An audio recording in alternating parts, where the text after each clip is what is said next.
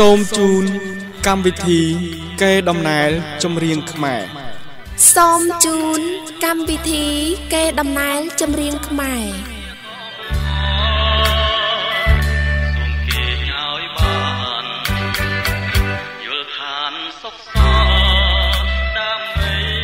FM 92.3 MHz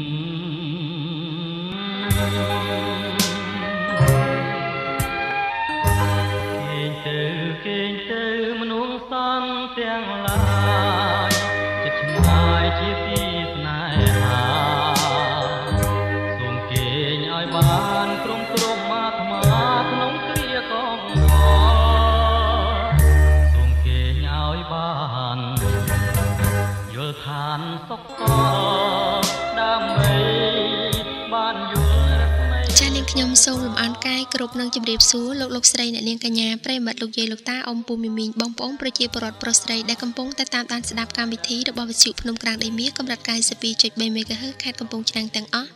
ជាទីគោរពនិងជាទីនឹករលឹកចា៎នាងខ្ញុំសុចិន្តាសង្ឃឹមថាពុកម៉ែបងប្អូនមីមីងទាំងអស់សុខសប្បាយទាំងអស់គ្នាចា៎នាងខ្ញុំរួមជាមួយនឹងលោកតារាច័ន្ទបានវិលមកជួបលោកអ្នកនាងស្ដាប់ជាថ្មីម្ដងទៀតនៅក្នុងកម្មវិធីកេរដំណែលចម្រៀងខ្មែរកម្មវិធីនេះតែងតែមានផ្សាយជូននៅរៀងរាល់រាត្រីថ្ងៃអាទិត្យចាប់ពីពេលវេលាអាត្មានេះរហូតដល់ម៉ោង 8 យប់បាទខ្ញុំបាទសូមគោរពជម្រាបសួរលោកតាលោកយាយពុកម៉ែបងប្អូនប្រិយមិត្តដែលកំពុងស្ដាប់ការផ្សាយរបស់វិទ្យុយើងនៅក្នុងកម្មវិធីកេរដំណែលចម្រៀងខ្មែរបាទកម្មវិធីកេរដំណែលចម្រៀងខ្មែរតែងតែពំនាំនៅប្រវត្តិរបស់តារាចម្រៀងតន្ត្រីករកវីនិពន្ធអ្នកសិល្បៈដ៏ល្បីៗនៅក្នុងព្រះរាជាណាចក្រកម្ពុជារបស់យើងមកធ្វើការថាតិបាយចែកជូនលោកយាយលោកតាពុកម៉ែបងប្អូនប្រិយមិត្តស្ដាប់ទាំងអស់ឲ្យបានជ្រាបចាជម្រាបសួរលោកតារាច័ន្ទសុខសប្បាយជាទេចា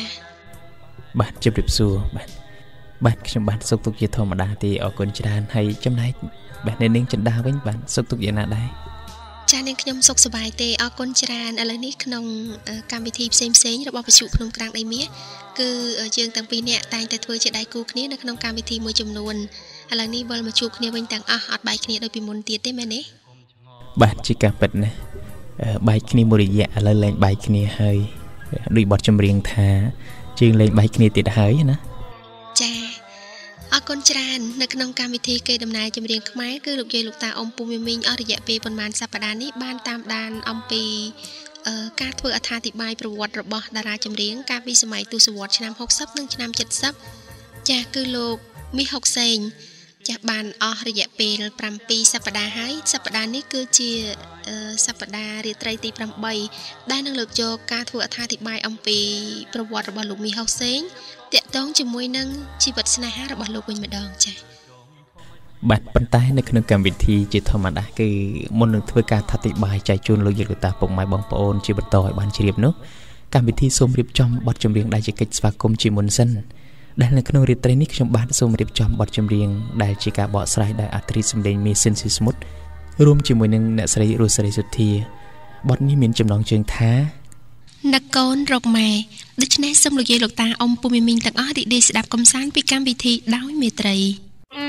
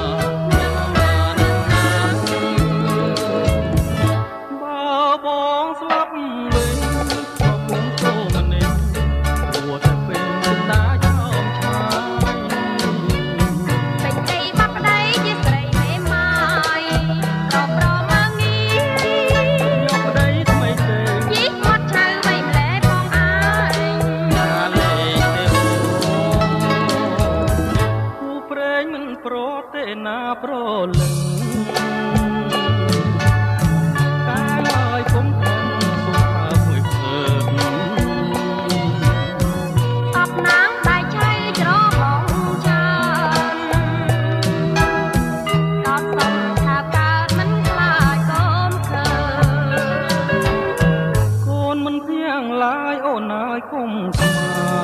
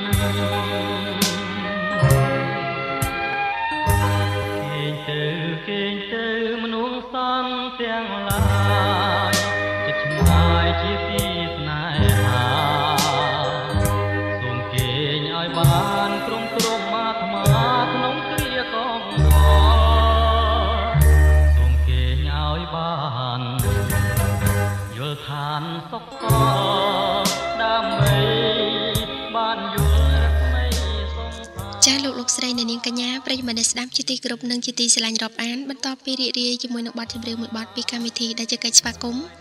រួមជាមួយនឹង Sport ឧបត្ថម្ភនៅក្នុងកម្មវិធីរួចមកចាស់នាងខ្ញុំរួមជាមួយនឹងលោកតារាច័ន្ទសូមធ្វើការអត្ថាធិប្បាយតែម្ដងអំពីប្រវត្តិលោកមីហុកសេងជាបន្តទៀតនៅត្រង់ចំណុចប្រវត្តិការងារការសិក្សានិងអាពាហ៍ពិពាហ៍របស់លោកសូមលោកយាយលោកតាអ៊ំពូមីមីងដែលនិយមគាំទ្រនិងចូលចិត្តតាមដានស្ដាប់អំពីជីវិតរបស់ពួកលោកទាំងអស់នោះសូមតាមដានស្ដាប់ទាំងអស់គ្នាដូចតទៅ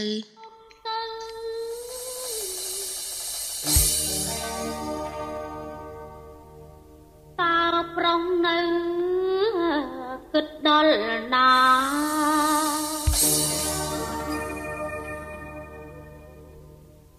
ពោះត្រង់ខ្ញុំចង់បើសិនប្រុសមានសង្ស័យ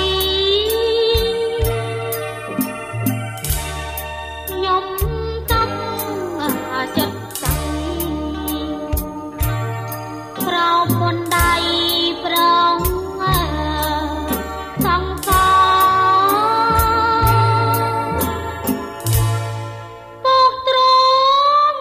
ខ្ញុំទៅទុំខ្ញុំនៅរួងដល់ណាបើប្រងជឿថាប្រវត្តិនៃការសិក្សាការងារ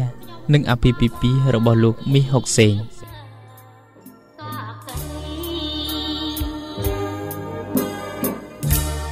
ខ្ញុំខំរក្សាចិន្តាក្រពុំជាទ្រព្យអនុមក្នុងលោកី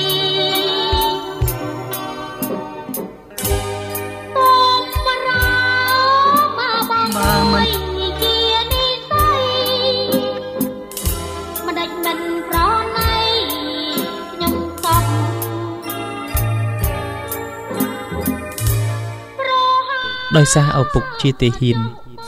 ដែលតែងតែផ្លាស់ប្ដូរកន្លែងឈរជើងពីខេត្តមួយទៅខេត្តមួយទើបធ្វើឲ្យលោកមីហុកសេងនិងប្អូនៗរបស់លោកមិនបានចូលរៀនទាន់ពេលវេលានឹងគេនោះទេលោកបានចំណាយពេលកុមារភាពអស់រយៈពេលជាច្រើនឆ្នាំទើបចូលសាលារៀន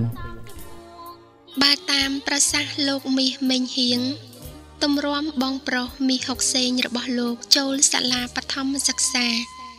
គឺគាត់មានអាយុជាង10ឆ្នាំឯណោះហេតុនេះដោយខ្លាចពេលប្រឡងចេញធ្វើការគេមិនទទួលទើបពេលនោះលោកបានចុះឈ្មោះក្នុងបញ្ជីជាតិពន្យាអាយុឲ្យតិចវិញ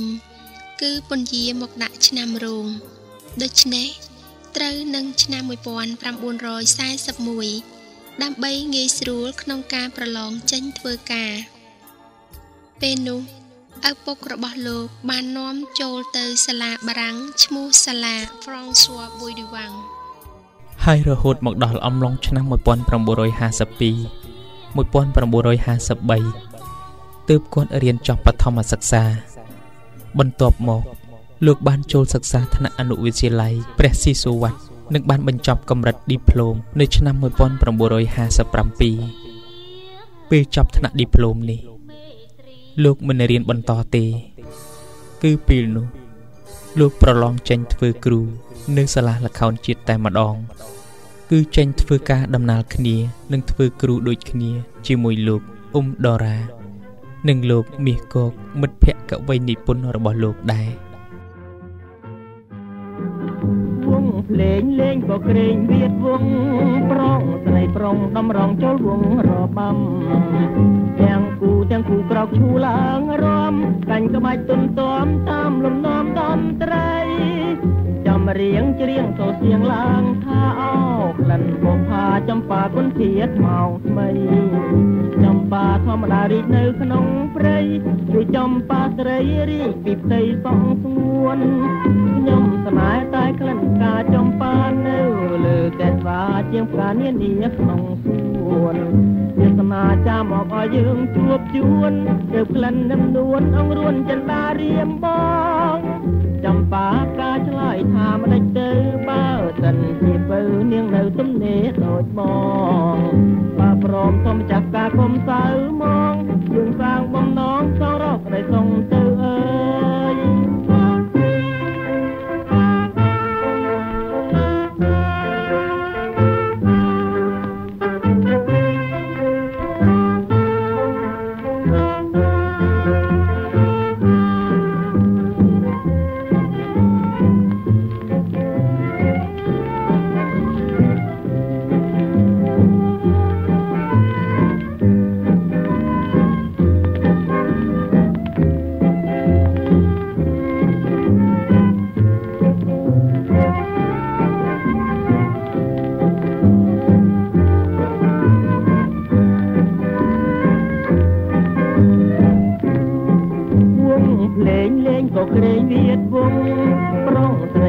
ដំរងចូលវងរបាំទាំងគូក្រោកឈូឡើងរំកាញ់ក្បាច់ទុនទាំតាមលំនាំតន្ត្រីចាំរៀងច្រៀងសូរសៀងឡើងថាអោក្លិនបុផាចំប៉ាគុនធាតមកថ្មីចំប៉ាធម្មតារីកនៅក្នុងព្រៃរីចំប៉ាស្រីរីកពីផ្ទៃសងស្ងួនខ្ញុំស្នេហ៍តែក្លិនការចំប៉ានៅលើកែស្វាជាងផ្កានានាក្នុងសួនវាសនាចាំមកឲ្យយើងជួបជួនទៅក្លិននឹមនួនអងរួនចិនដារៀមបងចំប៉ាការឆ្លើយថាមិនដេចទៅបើសិនជាបើនាងនៅទំនេរដូចបងបើព្រមសូមចាស់ការគុំសៅមកយើងសាងបំណងក៏រកได้ส่งទៅអើយ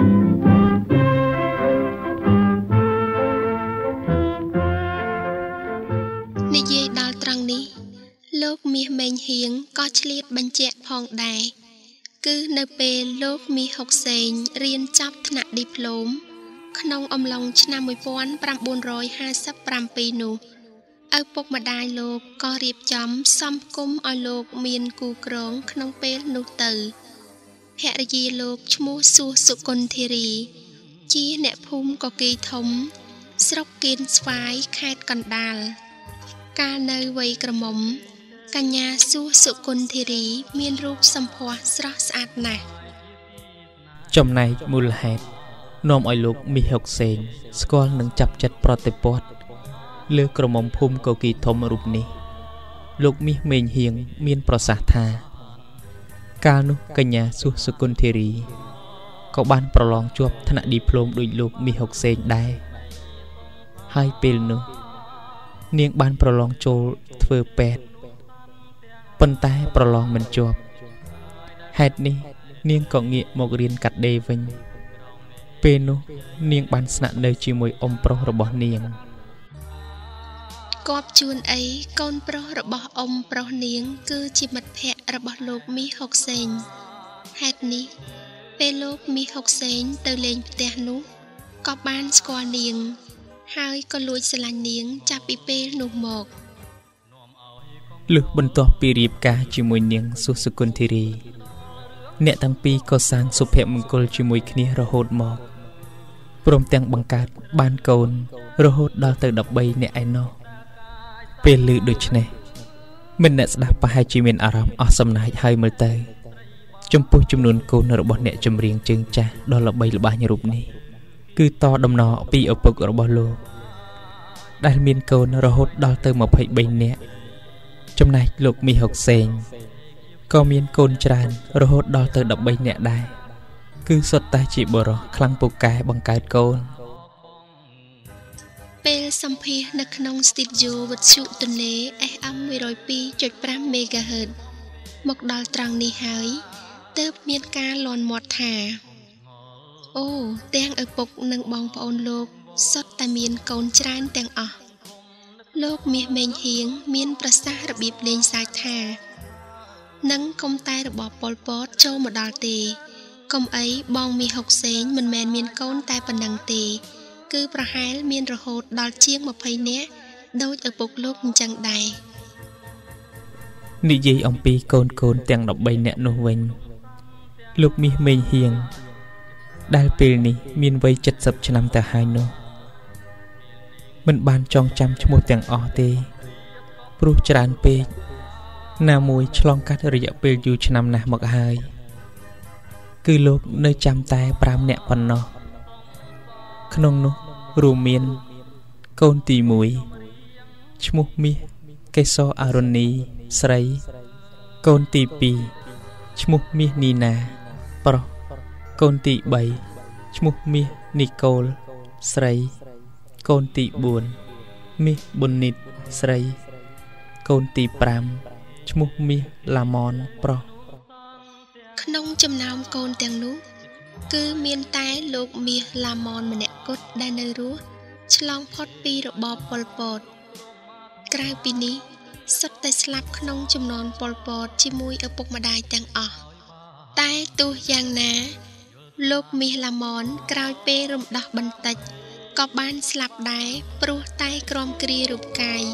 ដោយសារប៉ុលពតធ្វើទារុណកម្មដូច្នេះសរុបទៅក្រុមគ្រួសារលោកមីហុកសេង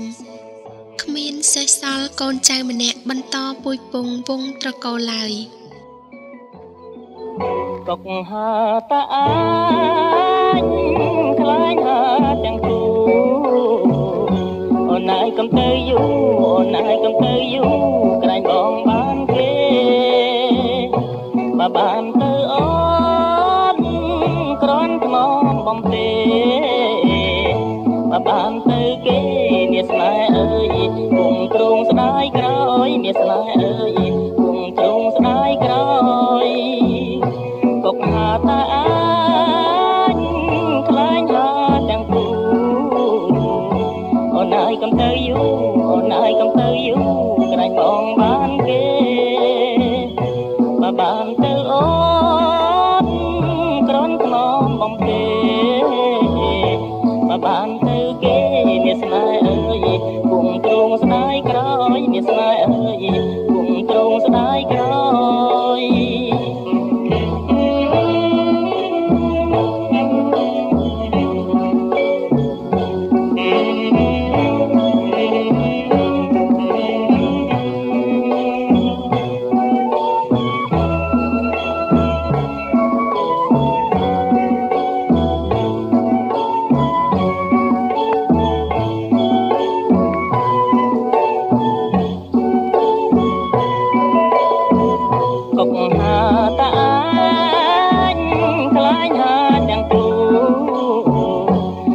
កំទៅយូអូនឯងកំទៅយូក្រែងបងបានគេបើបានទៅអូនក្រន់ថ្មបំពេបើបានទៅគេមាសស្នេហ៍អើយគុំទ្រង់ស្ដាយក្រោយមាសស្នេហ៍អើយគុំទ្រង់ស្ដាយក្រោយកុកថាតាអញខ្លាញ់ហា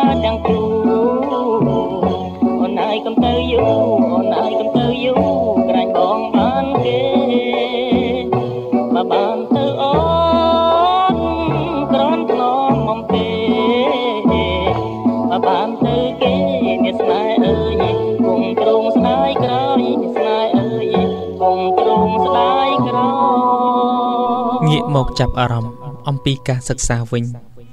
លោកមាសមេងហៀងប្រាប់ឲ្យដឹងបន្តទៀតថា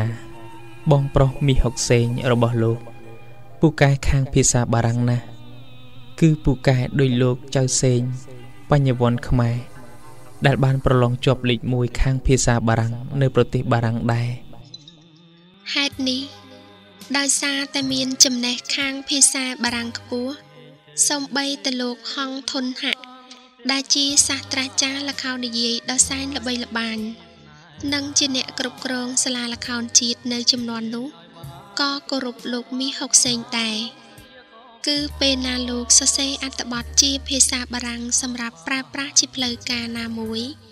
គឺតែងតែយកមកឲ្យលោកមាសហុកសេងជួយពិនិត្យនិងកែសម្រួលជានិច្ចសូមបញ្ជាក់ថាក្រោយមកនៅសម័យលន់នល់នេះអំឡុងទសវត្សរ៍ឆ្នាំ1970លោកហងធុនហៈបានក្លាយជានាយករដ្ឋមន្ត្រីបានមួយរយៈផងដែរគឺនៅចន្លោះពីថ្ងៃទី17ខែតុលាឆ្នាំ1972រហូតដល់ថ្ងៃទី17ខែមេសាឆ្នាំ1973បន្ទាប់មកទើបលោកអិនតាំចូលមកកាន់តំណែងបន្តបែរមកលោកមាសហុកសេងវិញក្រោយពេលចេញធ្វើការអស់ជាច្រើនឆ្នាំនិងក្លាយជាអ្នកចម្រៀងមានឈ្មោះល្បីល្បាញទូទាំងស្រុកខ្មែរទើបលោកនឹកឃើញចង់រៀនបន្តដើម្បីយកសញ្ញាបត្រធំជាងនេះហើយឈានទៅកាន់ការងារធំផងតាមប្រសាសន៍លោកមាសមេងហៀងគឺរហូតមកដល់អំឡុងឆ្នាំ1968ឆ្នាំ1969គ្រាដែលលោកមានភរិយានិងកូនច្រើនទៅហើយទើបលោកមាសហុកសេងលោកបានចូលរៀននៅមហាវិទ្យាល័យច្បាប់ផ្នែកនីតិតុលាការឯចំណែកលោកមាសមេងហៀងរៀនខាងផ្នែកសេដ្ឋកិច្ចលុះ4ឆ្នាំក្រោយមកគឺនៅអំឡុងចុងឆ្នាំ1973ចូលឆ្នាំ1974ពេលរៀនចប់នៅសាលាច្បាប់នេះបងប្អូនទាំងពីរក៏ដាក់ពាក្យប្រឡងចេញធ្វើការដំណើរគ្នាជាមួយសញ្ញាបត្រដ៏ធំកម្រិតមហាវិទ្យាល័យនេះគឺពិតជាមានតម្លៃមានកិត្តិយសណាស់នៅចំនួននោះព្រោះកម្រមានអ្នករៀនខ្ពស់ដល់កម្រិតនេះណាស់ចំនួននោះគ្រាន់តែរៀនចប់ត្រឹមឌីប្លូមប្រឡងចេញធ្វើគ្រូក៏មានប្រាក់ខែច្រើនអាចចិញ្ចឹមជីវិតបានហើយបើចង់រកប្រពន្ធក៏គ្មានបញ្ហាចោលដែរលើសពីនេះប្រសិនបើចប់កម្រិតបាក់ឌុបនោះប្រាក់ខែគ្រូត្រូវតែច្រើនថែមទៀតគឺគេសឹងតែលើកកូនក្រមុំឲ្យដោយមិនបាច់គុណគូថ្ងៃខែផងចុះបើរៀនចប់ដល់កម្រិតមហាវិទ្យាល័យទៀតនោះវាកាន់តែអស្ចារ្យយ៉ាងណាទៅនិស្សិតចំនួននោះពិតជាមានតិចតួចណាស់ដែលឈានមកដល់ដំណាក់កាលនោះចំពោះការងារពិតជាមិនខ្វះឡើយរីឯតំណែងធំប្រាក់ខែក៏មានច្រើនក៏មិនបាច់ថ្លៃដែរ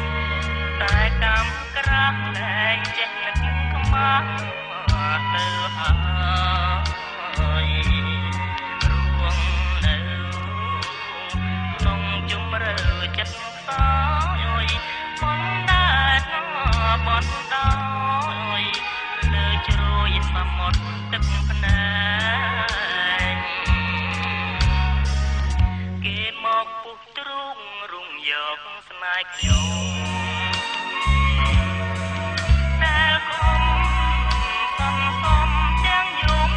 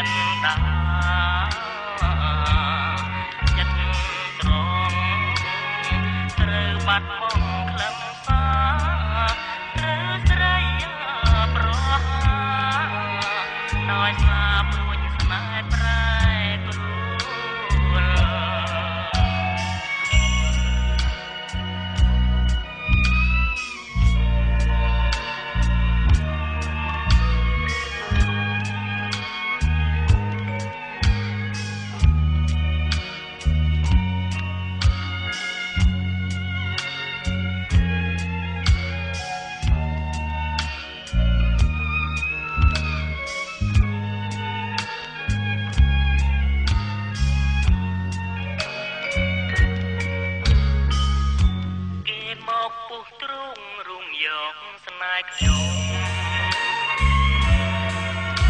តែគុំសុនសុំទាំងយំទាំងក្រាអូព្រៀងចិត្តបាបមកខាបមកបែកហើយយកប្រលឹងស្នេហា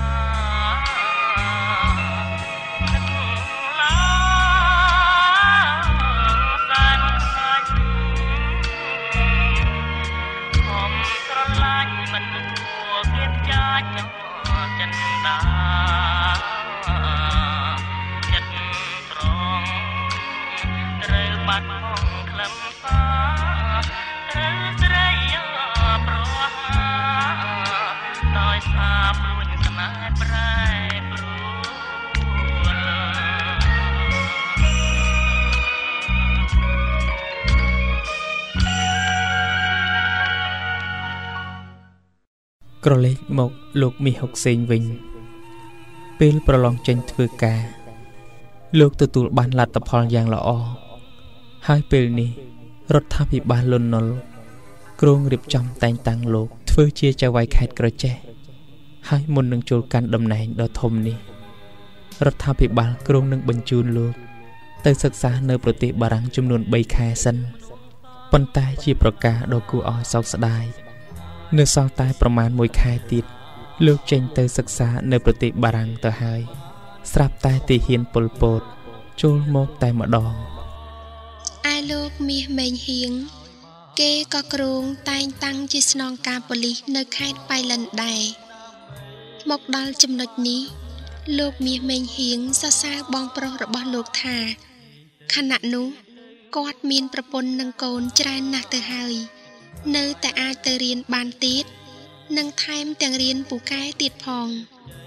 ប៉ុន្តែជាកម្មអកុសលគម្រោងរបស់រដ្ឋាភិបាលដែលចង់តែងតាំងបងប្អូនទាំងពីរនាក់នេះព្រមទាំងមន្ត្រីរាជការផ្សេងទៀតមិនបានសម្រេចឡើយព្រោះប្រទេសកំពុងវិវត្តដោយភ្លើងសង្គ្រាមគ្រប់ទិសទី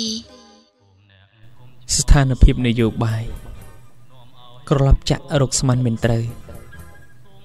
មនុស្សម្នាទាំងឡាយពិសេសអ្នកមានទ្រព្យធនជាច្រើនបានភៀសខ្លួនទៅបរទេសយ៉ាងពពាក់ពពូនព្រោះមិនទុកចិត្តរបបលន់នល់ថាមានជីវិតយូរអង្វែងទៅមុខទៀតដោយឡែកចំពោះលោកមាសហុកសេងនិងលោកមាសមេងហៀងពុំមានវាសនាធ្វើចៅហ្វាយខេត្តឬធ្វើជាស្នងការប៉ូលីសទេព្រោះមកដល់ថ្ងៃទី17ខែមេសាឆ្នាំ1975កម្ពុជាបានធ្លាក់ចូលទៅក្នុងរបបថ្មីមួយឈ្មោះកម្ពុជាប្រជាធិបតេយ្យដែលមានបកពួករបស់ប៉ុលពតអៀងសារីខៀវសំផននួនជាដែលជាថ្នាក់ដឹកនាំកំពូល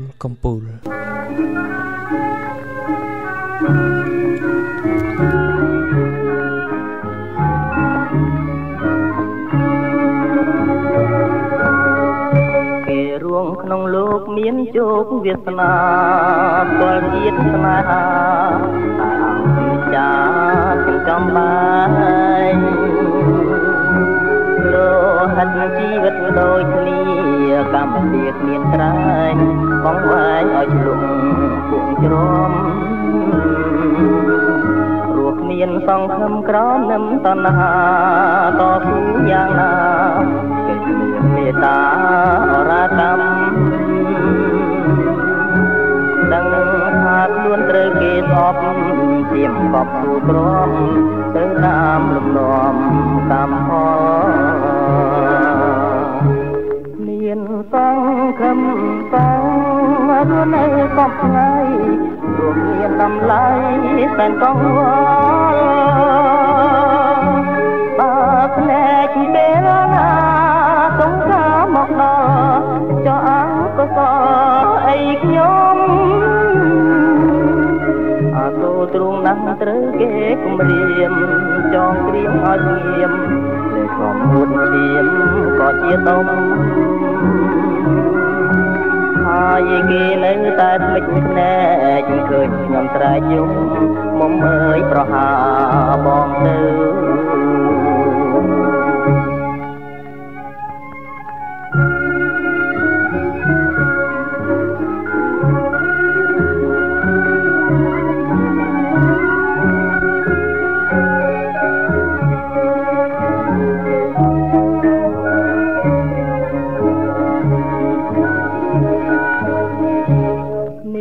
សងខឹមសង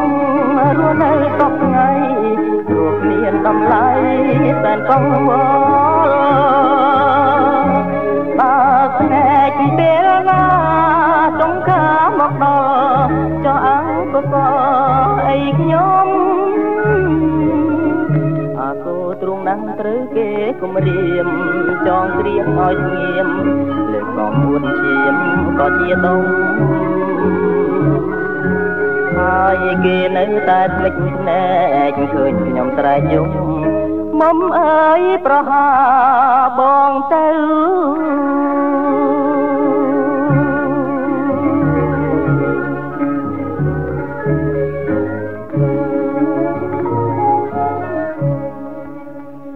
FM 92.3 MHz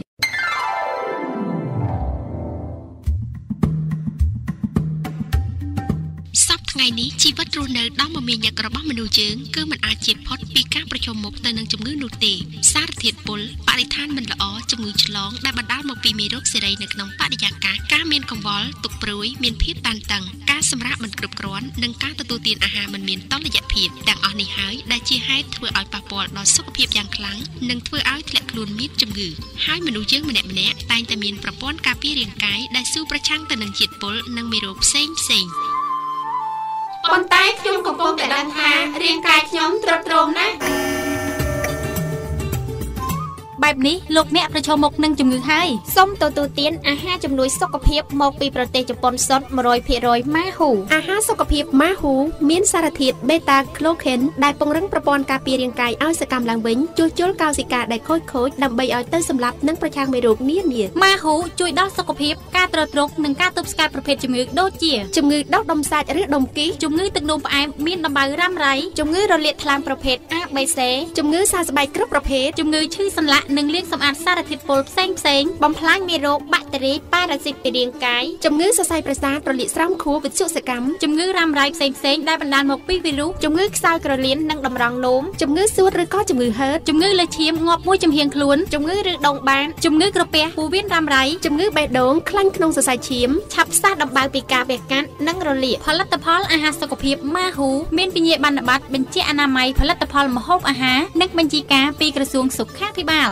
សូមរកអាហារសុខភាពម៉ាហ៊ូនៅហាងលក់អាហារបំពន់សុខភាពដែលមានយីហោដាក់ថាហាក់សុខសាននៅទល់មុខយុទ្ធការតាំងនៅលើសួនច្បារមាត់ទន្លេផ្សារក្រោមក្បែររូបចម្លាក់ត្រីទំនាក់ទំនងទូរស័ព្ទលេខ012 22 33 71 060 22 33 71និង097 222 33 71ផ្ដើមចេញពីភាពជឿជាក់របស់សាលាភាសាកូរ៉េកាបែងនាំឲ្យសិក្ខាកាមជិត 100% បានប្រឡងជាប់ទៅធ្វើការនៅប្រទេសកូរ៉េនេះជាសម្ដីពិតរបស់សិក្ខាកាមដែលបានសិក្សាភាសាកូរ៉េនៅសាលាភាសាកូរ៉េកាបែងហើយកំពុងធ្វើការនៅក្នុងប្រទេសកូរ៉េជំរាបសួរបាទតើចាយមានឈ្មោះអ្វីហើយសប្តាហ៍ថ្ងៃរស់នៅភូមិណាខេត្តណាដែរចានាងខ្ញុំឈ្មោះអុកយ៉ាដែតរស់ថ្ងៃរស់នៅភូមិផ្អែកឃុំផ្អែកស្រុកកំពង់ឆ្នាំងខេត្តកំពង់ឆ្នាំងចាដែតធ្លាក់ឈ្មោះនៅថ្ងៃទី19ខែ2ហើយត្រូវទៅកូរ៉េនៅថ្ងៃទី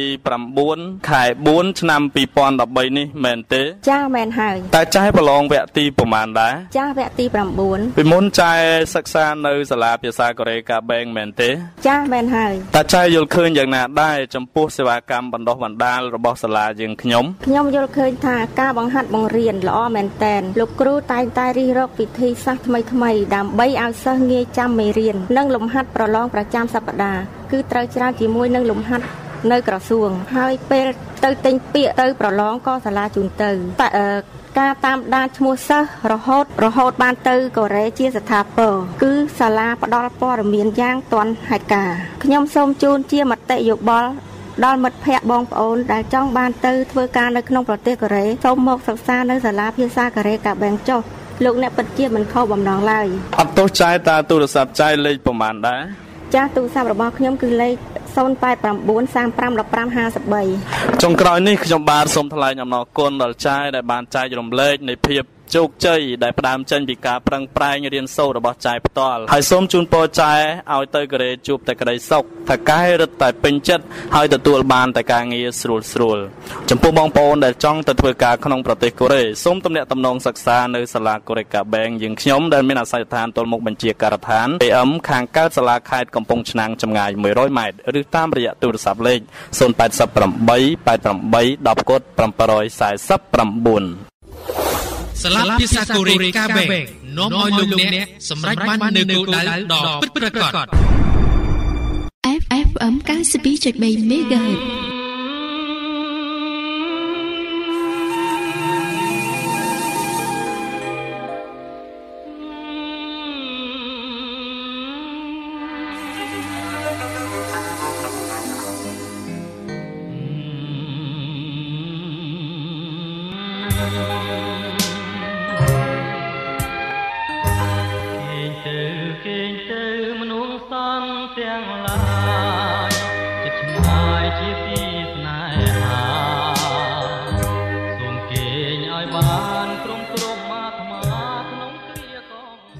លោកស្រីអ្នកនាងកញ្ញាប្រិយមិត្តលោកយាយលោកតាអ៊ំពូមីមីងបងប្អូនប្រជាពលរដ្ឋប្រុសស្រីទាំងអស់ដែលកំពុងតែជក់ចិត្តដិតអារម្មណ៍ស្ដាប់យើងខ្ញុំតាំងពីអ្នកអត្ថាធិប្បាយអំពីប្រវត្តិរបស់លោកមីហុកសេងត្រង់ចំណុចការសិក្សាជីវិតការងារនិងសេចក្តីស្នេហាគឺសូមបញ្ចប់ត្រឹមតែប៉ុណ្ណេះប៉ុន្តែតកតងជាមួយនឹងប្រវត្តិរបស់លោកជាទូទៅមិនទាន់បានបញ្ចប់នៅឡើយទេសប្តាហ៍ក្រោយយើងខ្ញុំនឹងបន្តចំពោះប្រវត្តិរបស់លោកត្រង់ចំណុចជីវិតគ្រួសារលោកមីហុកសេងក្នុងរបបប្រល័យពូជសាសន៍វិញម្ដងសូមកុំភ្លេចរងចាំតាមដានស្ដាប់ទាំងអស់គ្នាថាតើជីវិតរបស់លោកនៅក្នុងរបបខ្មៅងងឹត3ឆ្នាំ8ខែនិង20ថ្ងៃជួបរូបភាពគ្រោតគ្រាតយ៉ាងណាខ្លះសូមកុំភ្លេចតាមដានស្ដាប់ទាំងអស់គ្នានៅសប្ដាហ៍ក្រោយក្នុងកម្មវិធីកេរដំណើរចម្រៀងខ្មែរដែលមានផ្សាយជូននៅរៀងរាល់រាត្រីថ្ងៃអាទិត្យម៉ោង 7 ម៉ោង 8 បាទលោកស្រីនាងកញ្ញាប្រិយមិត្តអ្នកស្ដាប់ជាទីគោរពនិងជាទីមេត្រីលោកអ្នកកំពុងស្ដាប់ការធ្វើអត្ថាធិប្បាយអំពីប្រវត្តិរបស់តារាចម្រៀងកំពូលសំរែកគឺលោកមីហុកសេងបាទនៅក្នុងរាត្រីនេះលោកអ្នកបានជ្រាបអំពីប្រវត្តិនៃការសិក្សាការធ្វើការនិងអាពាហ៍ពិពាហ៍របស់លោកបាទតាមការអត្ថាធិប្បាយក្នុងរាត្រីនេះលោកមីហុកសេងមានកូនច្រើនមិនចាញ់លោកឪពុករបស់លោកប្រមាណនោះទេបាទមានកូនប្រុសស្រីរហូតដល់ទៅ13នាក់ឯណោះដល់ថ្នាក់គេឲ្យរហស្សនាមគ្រួសារលោកមីហុកសេងថាគ្រួសារពូកែខាងបង្កើតកូនចាឲ្យមេដៃគាត់មួយណាគិតទៅតាំងពីការធ្វើអត្ថាធិប្បាយដំបូងនៃកម្មវិធីវិទ្យុភ្នំក្រាំងដីមាសគឺកម្មវិធីកេរដំណែលចម្រៀងខ្មែរនេះចាលើកយកអំពីប្រវត្តិអ្នកចម្រៀងកវីតន្ត្រីក៏ចាស់អ្នកនិពន្ធឃើញថាមានលោកមីហុកសេងមួយឯងដែលមានកូនច្រើនជាងគេចាប៉ុន្តែមិនមែនប្រពន្ធច្រើនទេកូនច្រើនបើសិនជាលោកសុម៉ាត់វិញគឺប្រពន្ធច្រើនតែកូនល្មមដែរទេចាអរគុណឥឡូវនេះពេលវេលាយើងដល់ទីបញ្ចប់ហើយរាល់កំហុសខុសឆ្គងផ្សេងៗដែលយើងខ្ញុំធ្វើការអធិប្បាយនៅក្នុងកម្មវិធីនេះចាមានការលើលូខ្វះខាតឬក៏ការលើកដាក់សម្លេងមិនសមទំនងត្រង់កន្លែងណាមួយគឺសូមខន្តីអភ័យទោសពីសំណាក់ប្រិមិត្តនិយមគាំទ្រស្ដាប់នៅក្នុងកម្មវិធីនេះទាំងអស់គ្នាចាចុងក្រោយសូមគោរពជូនពរលោកយាយលោកតាអ៊ំពូមីមីងបងប្អូនប្រុសស្រីទាំងអស់សូមឲ្យជួបប្រទះតែសេចក្តីសុខគ្រប់ទិនទិវារាត្រីជាពិសេសចាគេងនឹងលក់ស្កប់ស្កល់ពេញមួយរាត្រីផងដែរសម្រាប់ពេលនេះយើងខ្ញុំទាំងពីរអ្នកសូមអរគុណសូមជម្រាបលារាត្រីសួស្តីថ្ងៃអាទិត្យបងនឹងទៅសួស្រីសាផងសុំដីថ្លែងក្តីស្នេហាបើខានឃើញស្ងួននួនកននិថាទ្រូងបងខ្លោចផ្សាស្ទើរតែក្លិនខ្សៃ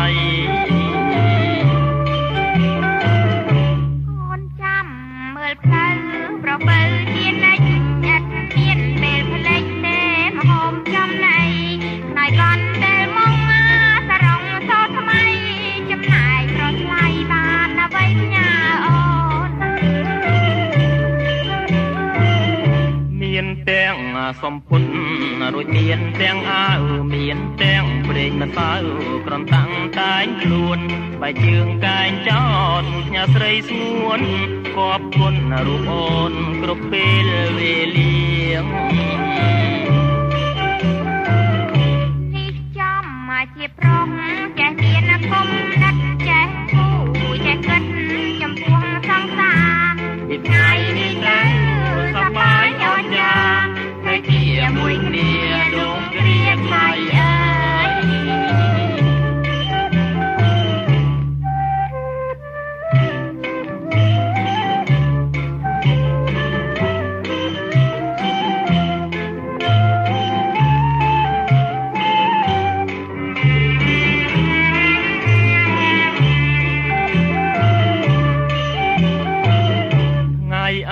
ទឹកបងនឹងទៅសួរស្រីសាសងសំដីថ្លែងក្តីស្នេហាបើខានឃើញស្ងួននួនកននិថាទ្រូងបងខ្លោចសាស្ទើរតែក្លិនសាយអូនចាំមើលផ្លូវប្រពើជានិច្ចអត់មានពេលផ្លេចទេមហោមចំណៃខ្លាយបានតែមកសរងសូនថ្មីចំណាយប្រថ្លៃបានអ្វីផ្ញើអូនមានទាំងសំពុនរួចមានទាំងអាវមានទាំងព្រេងម្សៅក្រំតាំងតែងខ្លួនបែកជើងកែងចោតផ្ញើស្រីស្ងួន